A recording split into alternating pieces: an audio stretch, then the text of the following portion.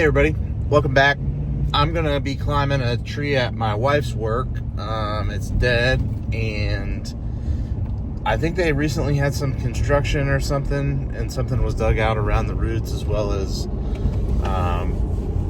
the root flare has been buried by dirt and mulch, which I think a lot of landscapers, maybe they don't know. They think the mound looks pretty, but oftentimes they can bury that root flare, girdling roots in there somewhere that it probably killed itself, or the recent construction is what killed it. But it's pretty small. I'm just going to run up there and piece it out. But I kind of wanted to show everybody my process and how my setup is. The quicker you can get into a tree, the quicker you're making money, and the quicker the job can go. So really, my setup is based on efficiency for me. And what I find helps get me in the tree the fastest. They're not always, I have throw line debacle days where it takes me an hour to get a line in the tree because, let's face it, we're all not, some bomber dude with a throw line, or girl or whatever. I like to set myself up for success the way my gear is laid out. It's just a little bit too big for the drop zone, I think, to fall it. I'm sure you probably could, but some branches would scrape the awning, and, well, I don't know if it's an awning, but it's where the building comes out, and then I don't want to crash something on the concrete and make a bunch of marks. So I'm just going to run up it and piece it out, and that's a little bit better for me for organization anyway, so I don't have to cut it on the ground. It's really about seeing the big picture and what is most efficient for the job. Sometimes it's smarter to follow the tree or figure out a way to make that work. It's all really job dependent. Every single job is different. No tree is the same. Always and never are not really common themes in tree work. Here's a look at the tree. Not ginormous, but still nice sod. Kind of want to protect that. Got little structures like lights and things. It could potentially go over there, but I just don't want to risk it. Went ahead and got everything that I could reach with my hands, Then I'll throw a line up there real quick. This is my bag. I really like it. It's got organized pockets and things. I like efficiency and knowing where my stuff is at. The first thing that I normally try to get every time is a throw line. I've got a Prusik on there just because I had it in there. That's not usually there. So I get throw line, set that out.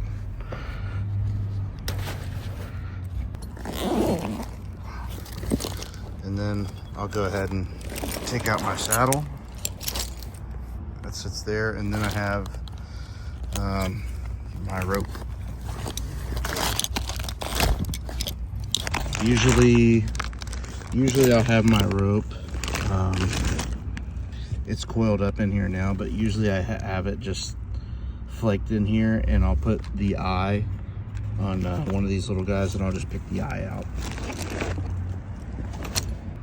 So this here rope is just a little bit of pre-planning. So what I'll do is I'll take that brush, it'll go into here, I'll tie it off, and then I'll just be able to pull it all out at once.